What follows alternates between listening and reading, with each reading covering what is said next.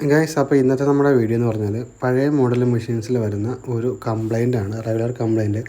സാധാരണ ഫിൽറ്റർ മാറ്റാതെ വരുമ്പോഴാണ് ഇങ്ങനെ റെഡ് യെല്ലോ അല്ലെങ്കിൽ എന്നിട്ട് ഇങ്ങനെ റെഡ് തന്നെ ബ്ലിങ്ക് ചെയ്ത് നിൽക്കും. ഈ ഒരു കംപ്ലൈൻറ്റ് എന്ന് വെച്ച് കഴിഞ്ഞാൽ ഇതിൻ്റെ ഒരു സെൻസർ റിലേറ്റഡ് ആയിട്ടുള്ള ഒരു കംപ്ലൈൻ്റാണ്. ഇത് യു വി ലാമ്പ് വർക്കിംഗ് അല്ലെങ്കിൽ യു വി ലാമ്പിൻ്റെ അകത്ത് എന്തെങ്കിലും ചെളി കാര്യങ്ങൾ വരുവാണെന്നുണ്ടെങ്കിൽ അത് ഇൻഡിക്കേഷൻ വന്നിട്ട് ഒന്നെങ്കിൽ സെൻസർ അടിച്ചു പോകും, ഇല്ലയെന്നുണ്ടെങ്കിൽ അടിച്ചു പോകത്തില്ല. സാധാരണ രീതിയിൽ ഫിൽറ്റർ മാറിക്കഴിയുമ്പോൾ ഓക്കെ ആവും. ഇവിടെ ഒരു കേസിൽ അങ്ങനെ ഇൻഡിക്കേഷൻ കാണിച്ചിട്ടും കസ്റ്റമർ യൂസ് ചെയ്തിരുന്നിട്ട് പിന്നീട് സെൻസർ അടിച്ചു പോയിരിക്കുന്ന സീനാണ്. അപ്പോൾ പഴയ മെഷീൻ ആയതുകൊണ്ട് തന്നെ നമ്മുടെ ഇരിക്കുന്ന സെൻസറുകളൊക്കെ എടുക്കാൻ പാടാണ്.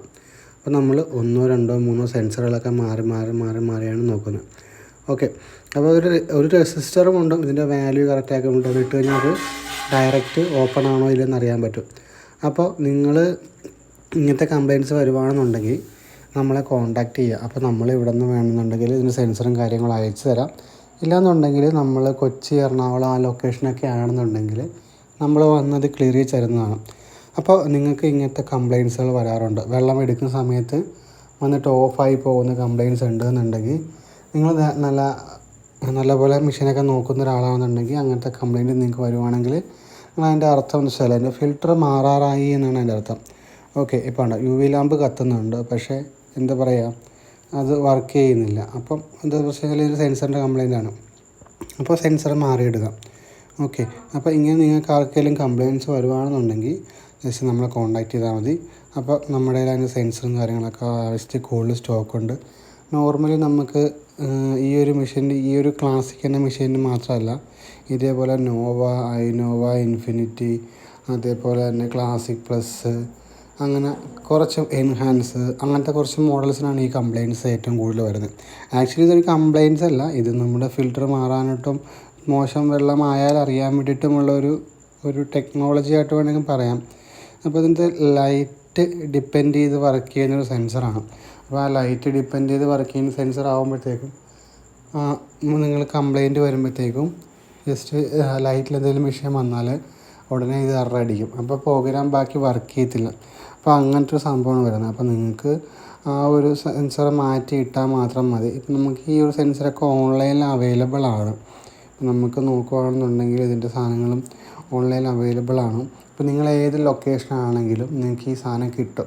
അപ്പോൾ ജസ്റ്റ് ആമസോൺ, ഫ്ലിപ്കാർട്ട് കാര്യങ്ങളിൽ കയറിയിട്ട് ഈ ഒരു സെൻസറിൻ്റെ നെയിം ഞാനിവിടെ തരാം. ആ നെയിം അടിച്ചാലും നമുക്കിത് കിട്ടും. ഓക്കെ, അപ്പോൾ അങ്ങനെ നിങ്ങൾക്ക് ചെയ്യാൻ താല്പര്യമില്ല എന്നുണ്ടെങ്കിൽ നിങ്ങളതിൻ്റെ ഫിൽറ്ററും കൂടി മാറി ഏതെങ്കിലും ടെക്നീഷ്യന്മാരെ വിളിക്കുക. നിങ്ങളുടെ ലൊക്കേഷൻ എവിടെയാണെങ്കിലും നമുക്കൊന്ന് കമൻറ്റ് ചെയ്യാം. അതനുസരിച്ച് നമ്മൾ വന്നിട്ട് ചെയ്തു തരുന്നതായിരിക്കും. ഓക്കെ, ഇപ്പോൾ നോർമലി നമ്മുടെ ഏറ്റവും കൂടുതൽ മെഷീൻസും ഇങ്ങനത്തെ പഴയ മെഷീൻസ് ആയിരിക്കും യൂസ് ചെയ്യുന്നുണ്ടെങ്കിൽ കസ്റ്റമേഴ്സ് ഇത് ശ്രദ്ധിക്കുക. കാരണം ഈ ഒരു സെൻസർ കംപ്ലയിൻറ്റ് വന്നിട്ട് മൈൻഡ് ചെയ്യാതെ വന്നിട്ട് ഒരു ദിവസം ഒറ്റയടിക്ക് സെൻസർ ഫുള്ള് കട്ടായി പോകും. പിന്നെ ഒരിച്ചിരി പോലും വെള്ളം വരത്തില്ല. പിന്നെ ആ ഫിൽറ്ററും കാര്യങ്ങളും കംപ്ലയിൻറ്റൊക്കെ മാറിയല്ല, ഈവൻ അത് ബോർഡ് വരെ അടിച്ചു പോകാം. അപ്പോൾ അങ്ങനത്തെ ഒരു അവസ്ഥയിലേക്ക് പോകാതെ തന്നെ ഫിൽറ്ററും കാര്യങ്ങളൊക്കെ മാറ്റി യൂസ് ചെയ്യുന്നതായിരിക്കും കുറച്ചുകൂടിയൊക്കെ നല്ലത്. അപ്പോൾ നിങ്ങൾക്ക് അങ്ങനെ എന്തെങ്കിലും റിക്വയർമെൻറ്റ്സ് കാര്യങ്ങളുണ്ട്, അല്ലെങ്കിൽ നിങ്ങളുടെ മെഷീൻ ചെക്ക് ചെയ്യണം. ഇപ്പോൾ നിങ്ങൾ ഒരുപാട് നാളായിട്ട് എന്താ പറയുക, നാളായിട്ട് ഫിൽറ്റർ മാറിയിട്ടില്ല, നമ്മുടെ സെൻസറൊന്നും അടിച്ചു പോകുന്നില്ല.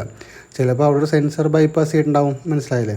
ഇപ്പോൾ നമ്മൾ നോർമലി ചെയ്യുന്ന സമയത്ത് കാർബണൊക്കെ നല്ലപോലെ ബാക്ക് വാഷ് ചെയ്യുന്നുണ്ട്. കണ്ടോ, ഈ രീതിയിലാണ് നമ്മൾ ബാക്ക് വാഷ് ചെയ്യുന്നത്. വെച്ചാൽ നമ്മൾ ആൾറെഡി സെൻസർ കംപ്ലയിൻറ്റ് വന്ന മെഷീൻ ആയതുകൊണ്ട് നമ്മൾ നല്ല കാർബണൊക്കെ ഇടുന്നത്. അപ്പോൾ നല്ല കാർബൺ ഇടുന്ന സമയത്ത് ബാക്ക് വാഷ് നല്ലപോലെ ചെയ്തില്ല എന്നുണ്ടെങ്കിൽ ഇട്ട സെൻസർ ഉടനെ അടിച്ചു പോകുന്നതായിരിക്കും. അപ്പോൾ നമ്മൾ കസ്റ്റമറുടെ വീട്ടിലെ മാക്സിമം ബാക്ക് വാഷ് ആയിട്ട് വേണം കാർബൺ ഇടാനായിട്ട്.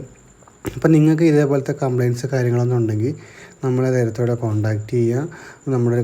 നമ്മുടെ ഡീറ്റെയിൽസും കാര്യങ്ങളൊക്കെ താഴെ കൊടുത്തിട്ടുണ്ട്. അപ്പോൾ നോക്കി നമ്മൾ ഇപ്പോൾ കാര്യങ്ങളൊക്കെ ഫിക്സ് ചെയ്തു. ഇനി ആ മെഷീൻ തിരിച്ച് അതേപോലെ തന്നെ സെറ്റ് ചെയ്തു, ഫിൽറ്ററും കാര്യങ്ങളൊക്കെ ഇട്ടു, സെഡിമെൻറ്റും ഫിൽറ്റർ മാറി. അതിനുശേഷം സെഡിമെൻറ്റ് ഫിൽറ്റർ മാറിയിട്ട് ആൾറെഡി സെൻസർ കംപ്ലയിൻറ്റ് വന്നതായതുകൊണ്ട് നമ്മൾ ഒന്നുകൂടി ഇതിനെ കൂടി ഒന്ന് കുറച്ച് വെള്ളം കളയണം. അപ്പോൾ ആദ്യത്തെ കുറച്ച് പതയും കാര്യങ്ങളുണ്ടാവും. ഇതിങ്ങനെ എപ്പോഴും ചെയ്യണമെന്നില്ല, പക്ഷേ നമ്മൾ ഒരു കംപ്ലയിൻറ്റ് വന്നതിനെ തുടർന്ന് ചെയ്യുന്നതാണ്. അല്ലെങ്കിൽ നമ്മൾ ഈ ചെയ്ത വർക്ക് ഒന്നുകൂടി റീവർക്ക് ചെയ്യേണ്ടി വരും. കാരണം ചിലപ്പോൾ അത്രയും സെൻസിറ്റീവ് ആയിരിക്കും മെഷീൻ. ഓക്കെ, അപ്പോൾ നമ്മുടെ നമ്പർ ഇതാണ്. നമ്മളൊന്ന് വീഡിയോയിൽ ചേർക്കും, എന്നാലും നമ്മുടെ നമ്പർ അതാണ്. അപ്പോൾ നമ്മളിങ്ങനെ നമ്പർ എല്ലാ വിഷയത്തിലും പിൻ ചെയ്ത് വെക്കുമ്പോൾ നമ്മൾ കസ്റ്റമർ ഒരു 6-7 മാസം കഴിഞ്ഞിട്ടാണ്, അല്ലെങ്കിൽ 1 വർഷം കഴിഞ്ഞിട്ടാണ്, 1-2 വർഷം കഴിഞ്ഞിട്ടാണെങ്കിൽ നേരെ മെഷീനിൽ വന്ന് നോക്കിയാൽ നമ്മുടെ നമ്പർ ഉണ്ടാവുമല്ലോ. അപ്പോൾ അങ്ങനെ നമ്മൾ ഫിക്സ് ചെയ്തിട്ട് കസ്റ്റമറുടെ കംപ്ലയിൻ്റ് ആയ വെള്ളം വരുന്നില്ല, റെഡ് അടിക്കുന്നുള്ള കംപ്ലയിൻറ്റ് നമ്മൾ ക്ലിയർ ചെയ്ത് ഇപ്പോൾ വെള്ളം വരുന്നതാണ് ജസ്റ്റ് നോക്കിയാൽ മതി. അപ്പോൾ അങ്ങനെ ആർക്കെങ്കിലും എന്തെങ്കിലും കംപ്ലയിൻറ്റ്സ് ഉണ്ടെങ്കിൽ നമ്മളെ കോൺടാക്റ്റ് ചെയ്യുക. നമ്മൾ ലോ റേറ്റിൽ നല്ല രീതിക്ക് നല്ല ക്ലിയർ ആയിട്ട് ചെയ്തു തരുന്നതായിരിക്കും. അപ്പോൾ കസ്റ്റമറുടെ ഇഷ്യൂ എന്ന് പറഞ്ഞാൽ ഇപ്പോൾ സോൾവ് ആയിരിക്കുകയാണ്. വെള്ളം വരാത്തതായിരുന്നു.